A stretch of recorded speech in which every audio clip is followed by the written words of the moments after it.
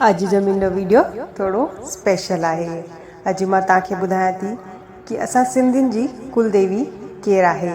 छा तव्हांखे ख़बर आहे कि असां सिंधियुनि जी कुलदेवी केरु आहे ऐं हू किथे विराजमान आहिनि?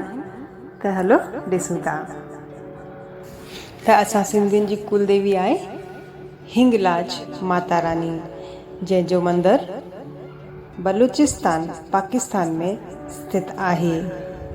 ही कहानी सतयुग जी आहे,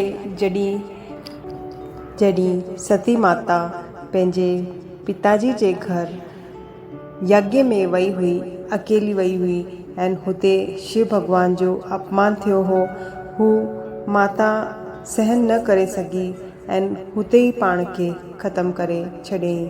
ऐं जॾहिं शिव भॻवान खे हिन ॻाल्हि जी ख़बर पई त हू क्रोध में तांडव करणु लॻा ऐं माता सती जो शरीर पंहिंजे हथ में खणी करे तांडव कयूं। त विष्णु भॻवान हुननि जे क्रोध खे शांत करण लाइ पंहिंजे सुदर्शन चक्र सां माता रानी जे शरीर जा टुकड़ा टुकड़ा कई ऐं हू टुकड़ा धरती में जिते बि किरिया हुते शक्तिपीठ मंदर ठहिया। त माता रानी जे शरीर जा 51 टुकड़ा थिया हुआ ऐं पहिरियों टुकड़ो जिते माता रानी जो सर जो हिसो किरियो हो, हू हिंगलाज माता रानी जे मंदिर जे नाले सां प्रसिद्ध आहे ऐं हू कराची पाकिस्तान में, कराची खां 120 किलोमीटर परियां बलूचिस्तान में हिकिड़ी गुफ़ा में स्थित आहे। ऐं उहो ई असां सिंधियुनि जी कुलदेवी माता बि आहे।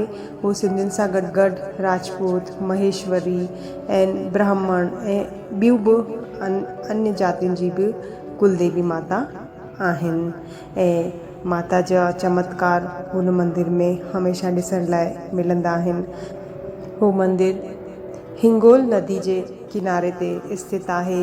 मंदिर जे आसे पासे में गणपति ऐं काली माता जो मंदर बि आहिनि। ही हिंदुनि जे लाइ हिकिड़ो पवित्र तीर्थ स्थान बि मञियो वियो आहे।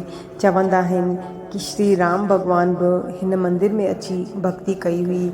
श्री राम खां सवाइ परशुराम भॻवान जा पिता, हुननि बि हिते शेवा कई हुई ऐं गुरु नानक देव जी बि हिते अची करे प्रार्थना कई हुई।